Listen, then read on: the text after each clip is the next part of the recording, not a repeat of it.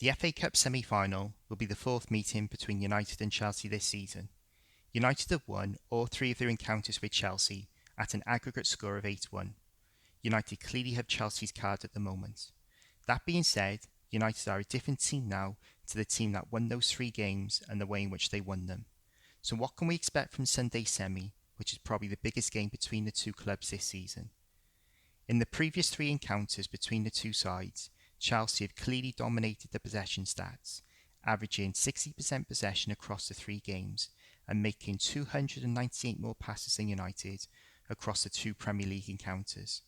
This will not come as a surprise to us United fans, as Solskjaer's tactics up to the lockdown were to get men behind the ball and hope the opposition leaves spaces for United speedsters to run into. You have to say it has worked against Chelsea this season. However, since Project Restart, United have looked to dominate possession, playing from the back through midfield to get the ball to Fernandes in the final third to create chances for the front three and score goals. United are now trying to win games, opposed trying not to lose them. United's new style has completely changed the tactical dynamic of this game. Chelsea have clearly struggled to create chances and score against a defensive-minded United and have been vulnerable to their counter-attacks.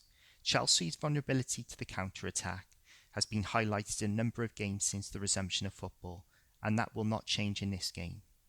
What will change is Chelsea's potential to create chances and score goals against United. With United playing a much more expansive game, United are more stretched, leaving spaces between the lines. Southampton exploited this in the 2-2 draw. In an attacking sense, Chelsea will fancy finding space in the final third, which they have struggled to do in the previous three games. With the Southampton game in mind, what did we learn about United? The back four clearly struggled with Southampton's high press and gave the ball away under pressure. We also saw Pogba and Matic not moving the ball quickly enough and getting their pockets picked. However, I was impressed with how United found a way to play around Southampton's press. Instead of going into midfield from Maguire or Lindelof, where Pogba and Matic were facing their own goal and getting blindsided by Southampton's press, United changed the entry point into midfield through the fullbacks.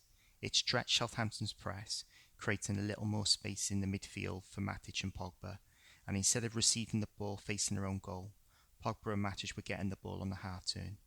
United's second goal came from this approach, with Wan-Bissaka playing the ball into Pogba, Pogba playing the ball forward to Fernandes, who passed it on to Martial, who had a great run and finish. Chelsea do not normally play with a high press, but they will definitely look to put Pogba and Matic under pressure to break that link to Fernandes, which will certainly result in Fernandes dropping deep to get the ball, keeping him out of the danger zone.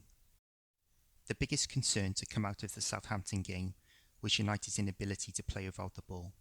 They struggled to get the ball back and protect the back four. Southampton had the better possession stats and were playing through United's midfield and getting in between the lines too easily. That's why Fred came on for Pogba. United's back four defended well, but were having to deal with too much in and around their penalty area, and the pressure got too much and United dropped 2 points. Tactically, there is lots for United to pinpoint going into this game. Chelsea are shocking from set pieces or any ball into the box from a wide area, so don't be surprised if Maguire scores again from a corner. Christensen is a complete liability, with Rudiger not far behind. Chelsea's vulnerability to counter-attacks is mainly down to the lack of work rate off the ball in not tracking back.